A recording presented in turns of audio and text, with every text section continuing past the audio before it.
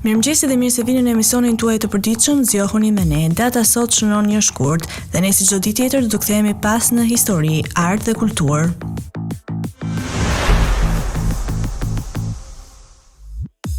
Mëngjesi një shkurtit ka qenë dëshmitari i ngjarjeve që kanë lënë gjurmë të pashlyeshme në histori. Imagjinoni Parisin e vitit 1793, ku atmosfera ishte e mbushur me tension. Revolucioni francez kishte tronditur Europën dhe pikërisht atë ditë, Franca shpalli luftë kundër Britanisë së Madhe dhe Holandës. Ky vendim do të ndiste një konflikt që do të formosonte kontinentin për vite me radhë. Shekuj më vonë, një laborator të vogël në New Jersey, një shpikës i pamposhtur, Thomas Edison, jete themelet e kinematografisë. Në vitin 1893, ai përuronte studion e parë të filmit, të njohur si Black Maria, ku lindën imazhet e para lëvizëse që do të transformonin artin dhe argëtimin përgjithmonë. Por jo çdo një shkurt ka sill lajme të mira. Në vitin 2003, barbota mbajti frymën teksa anija kozmike Columbia shpërtheu në atmosferë gjatë kthimit në tokë. 7 astronautët që kishin eksploruar hapësirën humbën jetën në një tragjedi që tronditi shkencën dhe eksplorimin hapësinor. Dhe më në fund, në vitin 2020, një vendim që ishte përgatitur për vite me radhë u bë realitet. Britania e Madhe u largua zyrtarisht nga Bashkimi Evropian, një epokë e re politike dhe ekonomike nisi, duke ndikuar në mbar globin.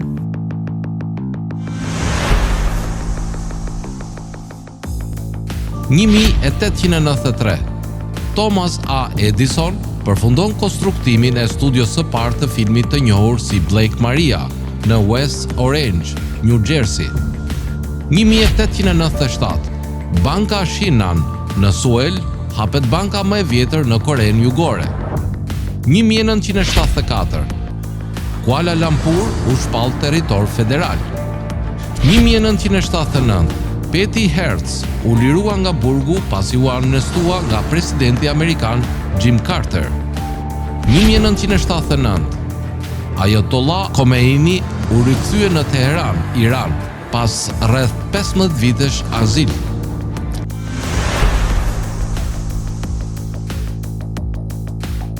Në një ditë si kjo, bota mirëpriti njerëz që zolinin gjurmë në histori.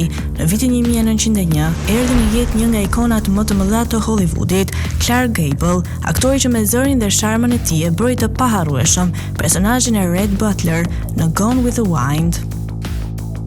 Në një realitet tjetër, në vitin 1931, në zemër të Bashkimit Sovjetik, lindi një lider që do drejtonte Rusinë pas rënies së BRSS-s. Boris Yeltsin, presidenti i parë i Federatës Ruse, do të bëhej simboli një epoke të re politike. Nga ekrani i madh në fushën e futbollit, në vitin 1969, Gabriel Batistuta bëri hapin e parë në këtë botë, por do kthyer më vonë në një nga sulmuesit më të frikshëm të historisë së futbollit Argjentinas. 1971, lindi Michael C. Hall, aktor amerikan. 1982, lindi Robert Bojaj, gazetar, moderator dhe DJ në RTV 21 Prishtinë, Kosovë. 1995, lindi Mariona Metahu, këngëtare, muzikante dhe flautiste, Berat, Shqipëri. Por një shkurt i ka qenë gjithashtu dita kur bota ka humbur disa prej mendjeve më të ndritura. Në vitin 1851, Mary Shelley, gruaja që krijoi një nga figurat më të frikshme dhe të dashura të letërsisë, Frankenstein, u shua, duke lënë pas një trashëgimi të pavdekshme. Në vitin 1976, bota e shkencës humbi një mendje të jashtëzakonshme. Werner Heisenberg, fizikanti gjerman që hodhi themelet e mekanikës kuantike, ndroi jetë, por teoritë e tij vazhdojnë të sfidojnë dhe inspirojnë shkencëtarët edhe sot. 1328, vdiq Charles IV, mbret i Francës.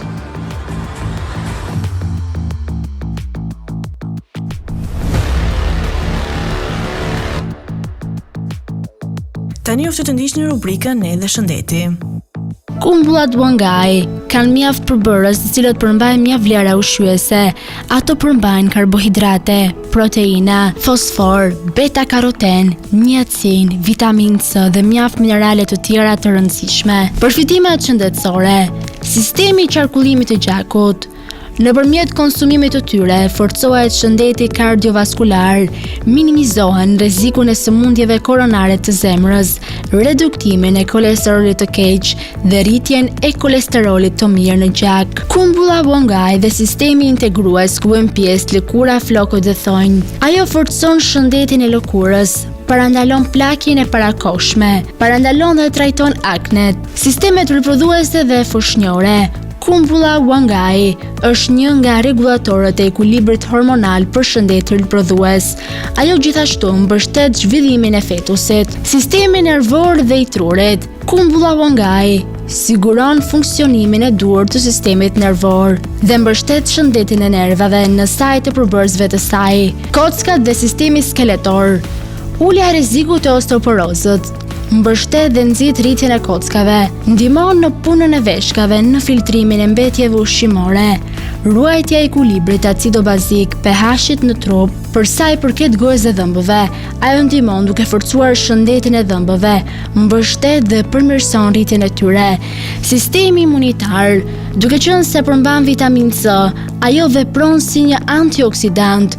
Antioksidantët luftojnë radikalet e lira të ndryshme të cilat mund të shkaktojnë dëme oksidative në trup. Sistemi i muskujve ndihmon dhe ruan rritjen dhe zhvillimin e qelizave të trupit, rregullon kurrjen e muskujve dhe ritmin e zemrës. Për sa i përket sistemit të tretjes, mund të themi që ka mjaft vlera ushqyese dhe një ndikim mjaft të madh pasi rivendos tretjen shëndetësore të sistemit dhe gjithashtu ndihmon në uljen e rrezikut të azmës.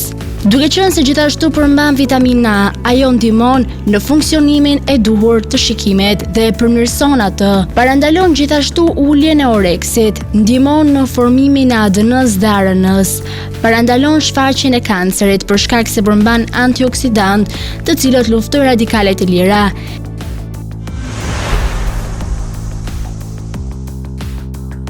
Për biografinë e sotme kemi zgjedhur të flasim për njeriu që sfidoi kufijtë e realitetit. Një mbrëmje të qetë të vitit 1901, në një qytet të vogël gjerman të quajtur Würzburg, erdhi në jetë një djalosh që do ndryshonte rrënjësisht në mënyrën se si e kuptojmë universin.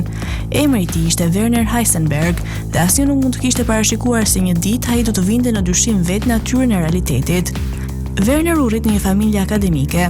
Babai i tij ishte profesor i gjuhës greke, por zemra e djaloshit rrite për një tjetër lloj gjuhe, gjuhën e matematikës dhe fizikës. Që në moshë të vogël, ai shquhej për një zgjuarsi të jashtëzakonshme dhe një kuriozitet që nuk kishte kufi. Teksa studionte në Universitetin e Munichut, ra në kontakt me mendjet më të ndritura të kohës, përfshirë Max Born, një nga pionerët e fizikës kuantike. Ishte pikërisht në këtë botë të re të grimcave subatomike, ku Heisenberg do të linte gjurmën e tij më të madhe. Në vitin 1925, në një moment frymëzimi të papritur, Heisenberg zhvilloi mekanikën matrikor, një teori revolucionare që shpjegonte sjelljen e grimcave në nivel atomik, por ai nuk u ndal më kaq. 2 vite më vonë, në vitin 1927, ai formuloi idenë që do ta bënte të pavdekshëm në botën e shkencës, parimin e pasigurisë. Sipas këtij parimi, është e pamundur të di me saktësi të plotë një kohësi si shpejtësinë, ashtu edhe vendodhjen e një grimce.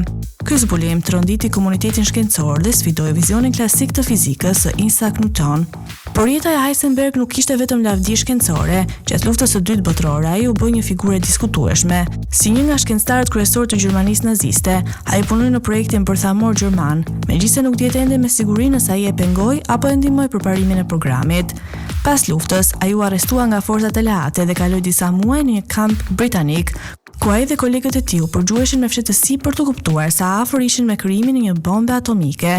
Megjithatë, ai nuk ishte kurrë pjesë e projektit të armëve bërthamore, diçka që do të mbetej një mister për dekada me radhë. Pas luftës, Heisenberg vazhdoi punën e tij shkencore, duke themeluar Institutin Max Planck dhe duke kontribuar në zhvillimin e energjisë bërthamore për qëllime paqësore. Ai ishte një nga zërat më të fuqishëm për përdorimin etik të shkencës dhe për një botë pa armë bërthamore. Më një shkurt të vitit 1976, në moshën 74 vjeçare, Heisenberg mbylli syt për herë të fundit, por teoria e tij vazhdon të sfidojë shkencëtarët edhe sot. Fyodor Dostojevski, lindur më 11 nëntor 1821, vdik më 28 janar 1881, ndonjëherë i translituar si Dostojevski, ishte një romancier, shkrimtar i tregimeve të shkurtra, eseist dhe gazetar rus. veprat letrare të Dostojevskit eksplorojnë gjendjen njerëzore në atmosferat e trazuara politike, sociale dhe shpirtërore të Rusisë të shekullit të 19 dhe përfshihen me një sër temash filozofike dhe fetare. Romanet e tij më të vlerësuara përfshin Krim dhe ndërshkrim, 1866, Idiot, 1869, Demon, 1872 dhe Vëllezërit Karamazov, 1880, 1864 e tij telenovela Shënime nga nën toka konsiderohet të jetë një nga veprat e para të letërsisë ekzistenciale. Kritik të shumtë letrar e konsiderojnë atë si një nga romancierët më të mëdhenj në të gjithë historinë botërore, pasi shumë prej veprave të tij konsiderohen kryevepra shumë me ndikim. I lindur në Moskë në 1821, Dostojevski u njoh me letërsinë që në moshë të re përmes parallave dhe legjendave, si dhe përmes librave të autorëve rus dhe të huaj. Nëna e tij vdiq në 1837, kur ai ishte 15 vjeç, dhe në të njëjtën kohë ai la shkollën për të hyrë në Institutin e Inxhinierisë Ushtarake Nikolaev. Pas diplomimit, ai punoi si inxhinier dhe për një kohë të shkurtër shijoi një mënyrë jetese luksoze, duke përkthyer libra për të fituar para shtesë. Në mesin e viteve 1840, ai shkroi romanin e tij të parë, Pur Folk, i cili e bëri të hynte në rrethet letrare në Shën Petersburg. Megjithatë, ai u arrestua në 1849 për shkak se i përkiste një grupi letrar, rrethi Petrashevsky, që diskutonte libra të ndaluar që të kritikonin Rusia raciste. Dostojevski u dënua me vdekje, por dënimi u zbut në momentin e fundit. Ai kaloi 4 vjet në një kamp burgu siberian, pasuar nga 6 vjet shërbim të detyrueshëm ushtarak në Mërgim. Në vitet në vijim, Dostojevski punoi si gazetar, duke botuar dhe redaktuar disa revista të tij dhe më vonë Ditari i Shkrimtarit, një përmbledhje e shkrimeve të tij. Ai filloi të udhëtonte nëpër Europën perëndimore dhe zhvilloi një varësi nga Bixhozi, gjë që çoi në vështirësi financiare. Pas një farë kohe, ati u desh të lypte për para, por më në fund u bë një nga shkrimtarët rus më të lexuar dhe më të vlerësuar. Puna e Dostojevskit përbëhet nga 13 romane, 3 novela, 17 tregime të shkurtra dhe shumë vepra të tjera. Shkrimet e tij u lexuan gjërësisht si brenda dhe jashtë Rusisë së tij të lindjes dhe ndikuan në një numër po aq të madh shkrimtarësh të mëvonshëm, duke përfshirë rusët si Aleksandr Solzhenitsyn dhe Anton Chekhov, filozofët Friedrich Nietzsche dhe Jean-Paul Sartre. Librat e tij janë përkthyer në më shumë se 170 gjuhë dhe kanë shërbyer si frymëzim për shumë filma.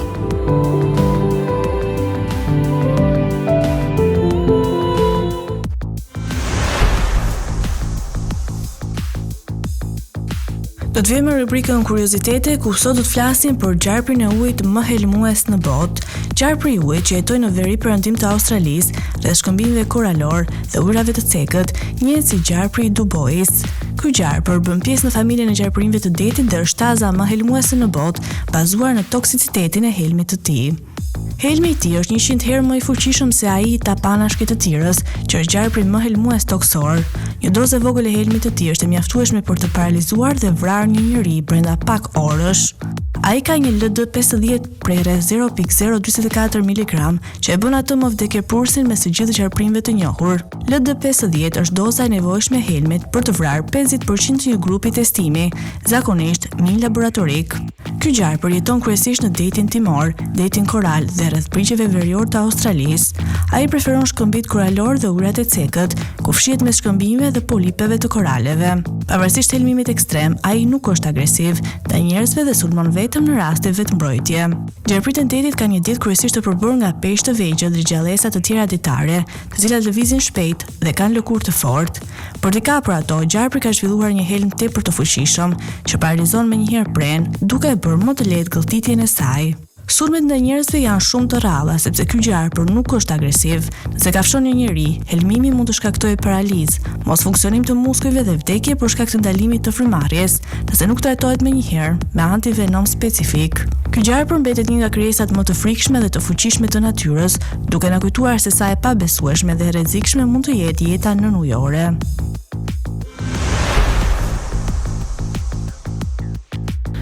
Shumë njerëz janë rritur me biskotat Oreo. Debati i twist or dunk ka ekzistuar prej dekadash me njëra palë pretendon se biskota me sanduiç me çokoladë është më e mirë të ndahet në dy gjysma dhe të hahet si e tillë, dhe pala tjetër pretendon se ëmbëlsirat janë menduar për të shijuar duke i zhytur direkt në një gotë shumështi.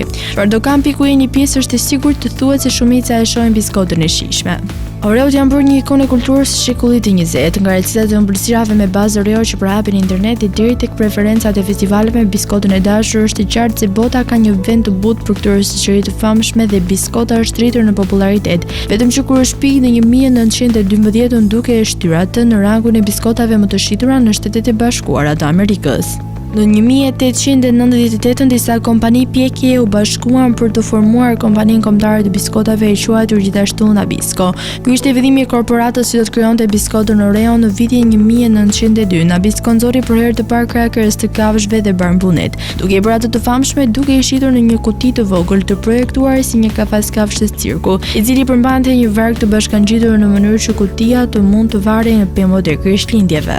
Në vitin 1912 Nabisco kishte një ide për një biskotë re megjithëse nuk kishte saktësisht e tij. Dy disqe çokoladë me një mbushje kremi në mes ishin bërë tashmë nga kompania Sunshine Biscuits në 1908, e cila e quajti biskotën Hydrox. Ndërsa Nabisco nuk e ka emëruar kur Hydrox i frymëzimin e tij, biskota Oreo e shpikur 4 vite pasi bota u prezantua me Hydrox i ngjante shumë biskotës që i parapriu.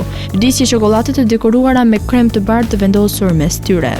Megjithë origjinën e tij potencialisht të dyshimt, Oreo bëri emër dhe shpejt e i kaloi popularitetin e konkurrentit të tij. Nabisco u sigurua që të paraqiste një markë tregtare me kukin e re me njëherë pas krijimit të saj, më 14 mars në 1912.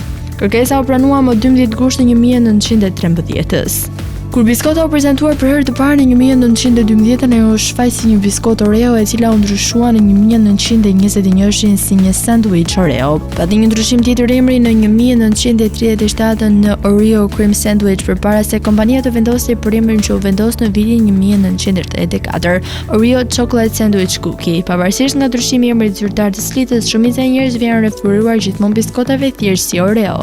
Pra nga erdhi pjesa Oreo, njerëzit e Nabisco nuk janë më të sigurt. Disa besojnë se emri i biskotave është marrë nga fjala franceze për Oreo, se ngjyra kryesore për paketimin e hershëm të Oreos. Të tjerët pretendojnë se emri rrjedh nga versioni i provës në formë kodre që nuk arriti asnjëherë në raftet e magazinave, duke frymëzuar që prototipi i biskotave do vinte nga fjala greke për mal Oreo. Disa spekulojnë se emri është një kombinim i marrjes së re nga krimi dhe vendosjes së errët si biskota me diç 2 ove dhe CH chocolate për të vënë Oreo. Të tjerë ende ofrojnë shpjegimin e thjeshtë se biskota u quajt Oreo sepse ishte e shkurtër, argëtuese dhe e lehtë për të shqiptuar. Megjithëse procesi i vërtetë i emërtimit mund të mos zbulohet kurrë, kjo nuk ka ndikuar në shitjet e çokoladës. Që nga viti 2019 u vlerësua mbi 450 miliard biskota Oreo janë shitur që nga viti 1912 duke vendosur atë fort në krye të shitjeve të biskotave duke fituar zemrat e miliona njerëzve. Receta origjinale dhe pamja në shkrimet e Oreos nuk kanë ndryshuar shumë, por Nabisco ka nxjerrë për vitesh pamje dhe shije të reja të kufizuara krahas klasikes. Kompania filloi të shesë versione të ndryshme të biskotave, ndërsa populariteti i saj u rrit. Në 1975 Nabisco lëshoi versionin e saj të famshëm Double Stuff Oreos. Disa nga varietetet e temat e tjera më të mirëpritura të krijuar ndër vite e përfshin atë të 1987-s, faqe mbuluar Oreos prezantohet. Në 1991 u prezantua Halloween Oreos dhe në 1995 u prezantua në Oreo të Krishtlindjeve.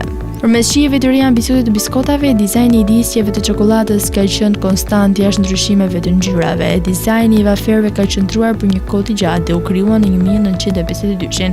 Ka mbetur pothuajse i njëjtë që atëherë. Sa i përket recetës së Oreos, mbushja e shijshme që ka kontribuar në suksesin e biskotave ka evoluar shumë pak.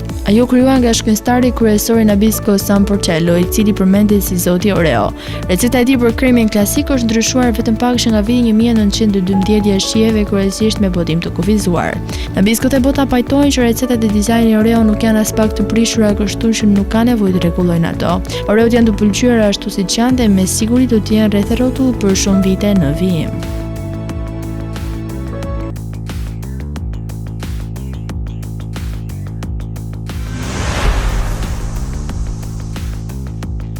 Në 1893, studia e parë e prodhimit të filmit në botë, Black Maria ose teatri kinematografik, u përfundua në mjediset e laboratorëve të Edisonit në West Orange, New Jersey, me qëllim të krijimit të shiritave filmik për kinetoskopin.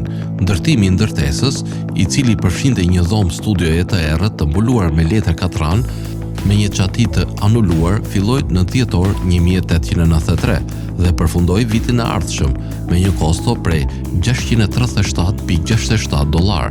Në fillim të majit 1893, në Institutin e Arteve dhe Shkencave në Brooklyn, Edison kreu demonstrimin e parë publik në botë të filmave të xhiruar duke përdorur kinetografin dhe Black Maria me një shikues me kinetoskop. Filmi i ekspozuar tregonte 3 persona që pretendonin se ishin farkëtar. Annabelle Whitford, duke bërë kërcimin e saj të fluturave, e regjistruar në studion e Edisonit Black Maria. Filmat e parë të realizuar në Black Maria u depozituan për të drejtën e autorit nga W.K. Dixon në Bibliotekën e Kongresit në gusht 1893. Në fillim të janarit 1894, regjistrimi kinetoskopik i Edisonit të një teshtitjeje, i njohur ndryshe si teshtitja e Fred Ott, ishte një nga seritë e para i filmave të shkurtër të realizuar nga Dixon për kinetoskop në studion e Edison Black Maria, me shokun e tij asistent Fred Ott. Filmi i shkurtër u realizua për qëllime publiciteti, si një seri fotografish statike për të shoqëruar një artikull në Harper Weekly.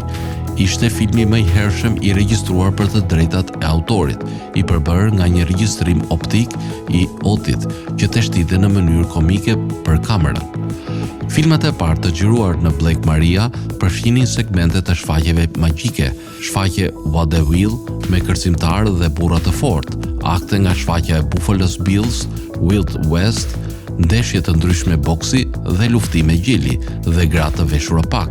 Megjithatë, shumë nga imazhet e hershme, lëvizëse të Edisonit të lëshuara pas vitit të 1895 ishin aktualitete, jo fiktive të filmuara në vetëndodhje, pamje të pjesëve të zakonshme të jetës, skena rruge, aktivitetet e policisë ose zjarr fiksëve, ose pamje të një treni që kalonte. Të shtunën më 14 prill 1894, kinetoskopi i Edisonit filloi funksionimin tregtar. Vëllezërit Holland hapën sallonin e parë të kinetoskopit në 1115 Broadway në New York City dhe për herë të parë ata ekspozuan në mënyrë komerciale filma, siç i njohim ne sot, në arkadën e tyre argëtuese. Patronët paguan 25 cent si tarifë pranimi për të parë filma në 5 makina kinetoskop të vendosura në 2 rreshta. Gati 500 njerëz u bën audienca pare madhe e kinemas gjatë shfaqjes së filmave, me tituj si Barbershop, Farkëtarët, Cook Fight, Wrestling dhe Trapeze. Studioja e filmit e Edisonit u përdor për të furnizuar filma për këtë formë të re të bujshme argëtimi. Më shumë sallone kinetoskope u hapën shpejt në qytete të tjera, San Francisco, Atlantic City dhe Chicago. Në vitin 1901, filmi i parë publik u shfaq në Oberlin, duke filluar kalimin nga kinetoskopi në ekran. Kur Edison ndërtoi një studio filmi në çati të mbyllur me xham në qytetin e New Yorkut, Black Maria u mbyll në janar 1901 dhe Edison e shkatërroi ndërtesën në 1903. Shërbimi i Parkut Kombëtar të SBA-s ruan një riprodhim të Black Maria, të ndërtuar në 1954 në atë që tani është vendi historik kombëtar, Edison në West Orange.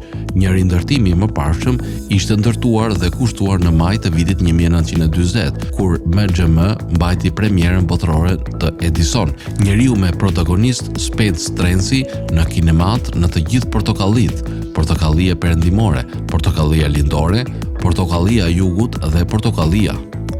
Maria Zez ishte sipas stafit që punonte atje një vend i vogël dhe i pakëndshëm për të punuar. Fugonat e policisë të njohur gjithashtu si Buddy Wagons të asaj kohe, sepse ata ishin gjithashtu të ngushtë dhe një ngjyrë të zezë të ngjashme. Vetë Edisoni e quajti atë The Dog House, por ky emër nuk mbajt kurrë. Black Maria ishte mbuluar me letër të zezë dhe kishte një dritare të madhe në tavan që hapej për të lejuar dritën e diellit, sepse filmat e hershëm kërkonin një sasi të madhe drite të ndritshme. Ajo u ndërtua në një pllak rrotulluese në mënyrë që dritarja të mund të rrotullohet drejt diellit gjatë gjithë ditës, duke siguruar dritë natyrale.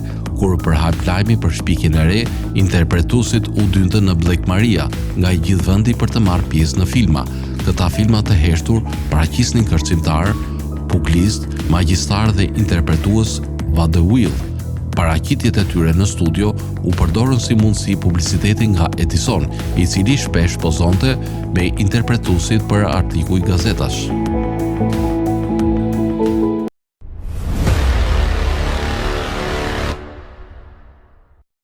Tani uftë të ndiqni parashikimin e motit për territorin shqiptar.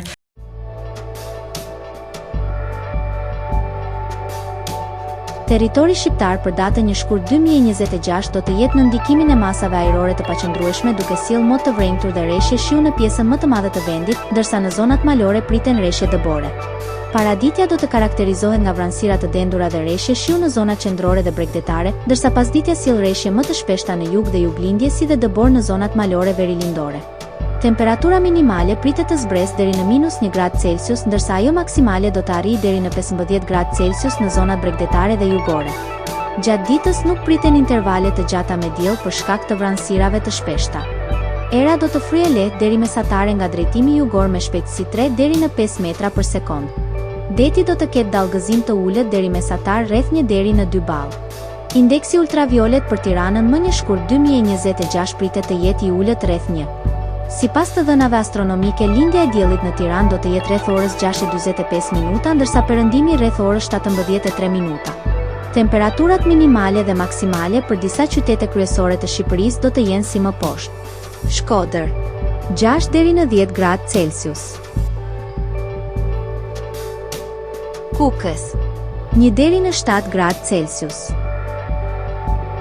Peshkopi, 0 deri në 5 gradë Celsius. Tiranë, 8 deri në 12 gradë Celsius. Durrës, 7 deri në 13 gradë Celsius. Kavaj, 8 deri në 13 gradë Celsius. Elbasan, 6 deri në 10 gradë Celsius.